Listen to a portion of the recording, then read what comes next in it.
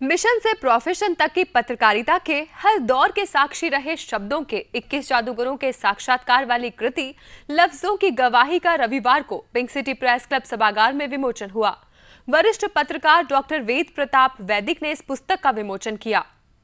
Doctor वैदिक ने कहा कि यह पुस्तक श्रद्धा, सम्मान और प्रोत्साहन का त्रिवेणी संगम है। उन्होंने साफ कहा कि मीडिया का वर्तमान स्वरूप गंदा नहीं है।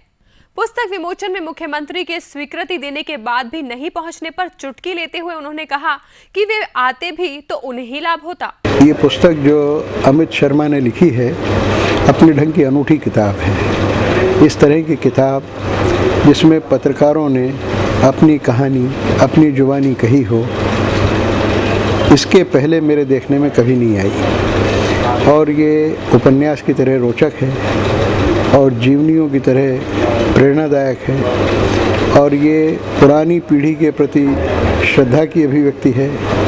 जो बीच की कार्यरत पीढ़ी है उसके प्रति सम्मान का प्रतीक है और जो नौजवान पीढ़ी है जिनका जिक्र इस पुस्तक में है उनके लिए बहुत ही प्रोत्साहन देने वाली किताब है। पुस्तक के लेखक और युवा पत्रकार अमित शर्मा ने लफ्जों की गवाही को पत्रकारिता की दो पीढ़ियों के बीच की दूरी को पाटने का प्रयास बताया। उन्होंने कहा कि इस पुस्तक में दोनों पीढ़ियों के बीच सामंजस्य बैठाने की पूरी कोशिश की गई है। यहाँ आने के बाद जो मुझे एक चीज इस 8 सालों में समझ में आई कि दो चीजें बैलेंस ना होके दो चीजें हो जाती हैं, तो इस धड़े पे या इस धड़े पे, या तो हमारे जैसे मेरे उम्र के पत्रकार 7 दिन बाद यूं कॉलर ऊंची कर लेते हैं और फिर उन्हें ये मान नहीं है कि मेरा सीनियर क्या कह रहा है, मैं आज पता नहीं क्या हो गया हूं, मेरी एक बाईलाइन छपी और मैं ऐसे घूम रहा हूं। दूसरा पक्ष मैंने ये देखा कि कुछ सीनियर्स ऐसे हैं जिनका ये मानना है कि यार ये क्या लिखेगा, जाओ दोबारा लिखो, कॉपी फेंक दी।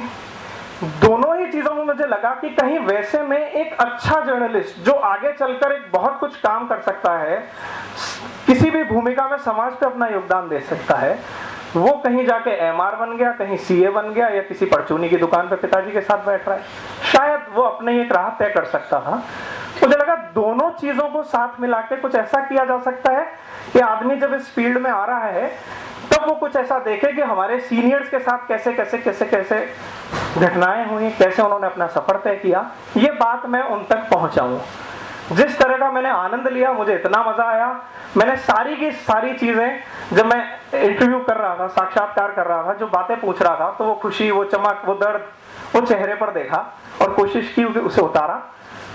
अब नए साथी और आप पाठक लोग इसे पढ़ेंगे और फिर बताएंगे कि कैसा रहा, क्या उस चीज को वैसे पहुंचा पाया कि नहीं पहुंचा पाया। समारोह में प्रदेश के नामचीन पत्रकारों ने शिरकत की। सभी ने पुस्तक को पत्रकारिता के इतिहास में एक नया प्रयोग बताया। दुनिया की खबरें छापने वाले खबरनवीसों का ये खबरनामा निश्चित तौर से पुरानी और नई पीढ़ी के बीच सेतु का काम करेगा। Bureau report, BTV news.